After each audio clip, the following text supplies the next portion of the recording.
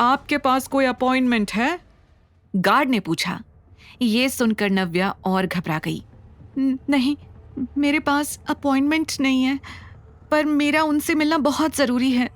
Please आप एक बार अंदर इन्फॉर्म तो कर दीजिए। नहीं मैडम, हम बिना अपॉइंटमेंट के आपको अंदर नहीं जाने दे सकते। क्या करूं मैं? अगर मैं अविनाश से नहीं मिली तो पापा आरव को वापस नहीं बुलाएंगे। नहीं, मुझे जल्द से जल्द अविनाश से मिलना होगा। नव्या बार बार ये सोचकर ऑफिस के गेट के अंदर देख रही थी, पर फिर उसकी नजर गार्ड पर पड़ी। वो समझ गई थी कि वो कितनी भी कोशिश कर ले, गार्ड उसे अंदर नहीं जाने देगा। नव्या खड़ी तो बाहर थी, लेकिन उसकी नजर गेट के अंदर थी।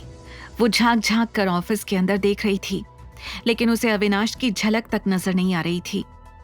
मैं अविनाश से बिना मिले यहां से नहीं जाऊंगी, यहीं बाहर बैठकर उसका वेट कर लेती हूँ, नव्या ने खुद से कहा, और मेन गेट के बाहर लगी बेंच पर वो चुपचाप बैठ गई।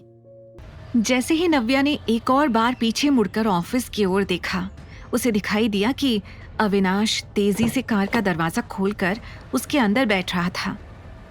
लगता है अविनाश कहीं जा रहा है, मुझे उससे मिलना है, कहते हुए नव्या कार के पास जाने लगी। लेकिन उसके पहुंचने से पहले ही कार वहां से निकल गई। नव्या ने देखा कि अविनाश कार के अंदर फोन पर बात करने में बिजी था, इसलिए उसका ध्यान नव्या पर गया ही नहीं।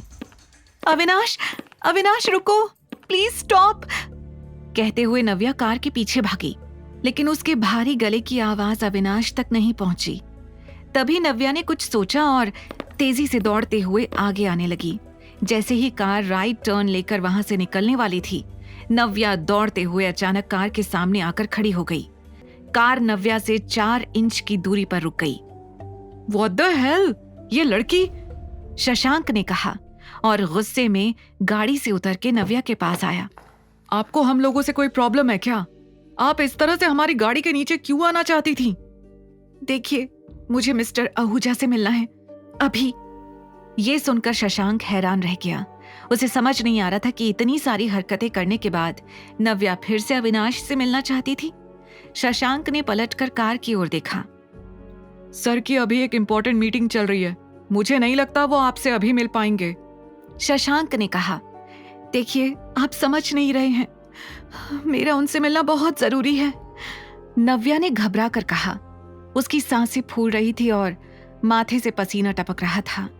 उसकी हालत देखकर शशांक भी सोच में पड़ गया। लेट मी सी, कहकर शशांक कार के पास गया। थैंक यू सो मच, नव्या ने खुशी से कहा। उसे शशांक की हाँ के साथ आरव के वापस मिलने की उम्मीद मिल गई थी। शशांक कार के पास गया और अविनाश के पास वाली विंडो को नॉक किया। जैसे ही अविनाश ने खिड़की नीचे की, शशांक ने नव्या की ओर इशारा करते हुए कहा, सर वो लेडी आपसे मिलना चाहती है। अविनाश ने अपना सिर टेढ़ा करके शशांक के पीछे देखा तो वहां पर नव्या खड़ी थी। ये फिर से? उसके मुंह से निकला। अविनाश ने अपना सिर नीचे किया और अपनी घड़ी की ओर देखकर कहा, क्लाइंट हमारा वेट कर रहे होंगे, अभी ये मीटिंग इंपॉर्टेंट है। कुछ सेकंड्स सोचने के बाद उसने अपनी कड़क आवाज में शशांक से कहा, उससे कह दो मैं नहीं मिल पाऊंगा अभी, आई एम बिजी। नहीं, अगर वो मेरी हेल्प नहीं करेगा तो मैं आरव को वापस कैसे बुलाऊंगी? Mister Ahuja, please listen to me, Navya ने जोर से चिल्लाते हुए कहा।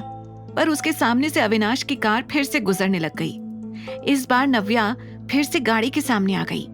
वो पीछे की तरफ जा रही थी और कार उसकी तरफ, लेकिन ना शशांक रुक रहा था और ना ही नव्या गाड़ी के सामने से हट रही थी।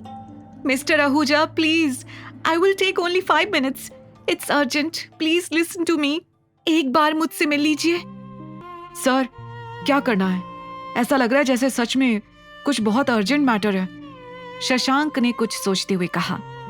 अविनाश ने अपना सर उठाया और फिर एक बार नव्या को सर से पैर तक ध्यान से देखा। उसकी कमजोरी और परेशानी उसके चेहरे से झलक रही थी। रोक दो गाड़ी, अविनाश ने भारी आवाज में कहा। ये सुनते ही शशांक ने तेजी से ब्रेक लगा दी। जैसे ही कार रुकी, नव्या की उम्मीद फिर से जाग गई। मुझे आपकी मदद चाहिए, मेरा बेटा Aarav, he is in danger. क्या हुआ है? अविनाश ने पूछा। आरव, उसे मेरे पापा ने कहीं छुपा लिया है। मैं नहीं जानती वो कहाँ है। उसे वापस लाने के लिए मुझे आपकी मदद चाहिए, प्लीज। आगे की कहानी जानने के लिए देखिए अगला एपिसोड सिर्फ पॉकेट FM के YouTube चैनल पर, और द रिटर्न के सारे एपिसोड्स को सुनने के लिए डिस्क्रिप्शन में दी लिंक से डाउनलोड करें पॉकेट FM ऐप।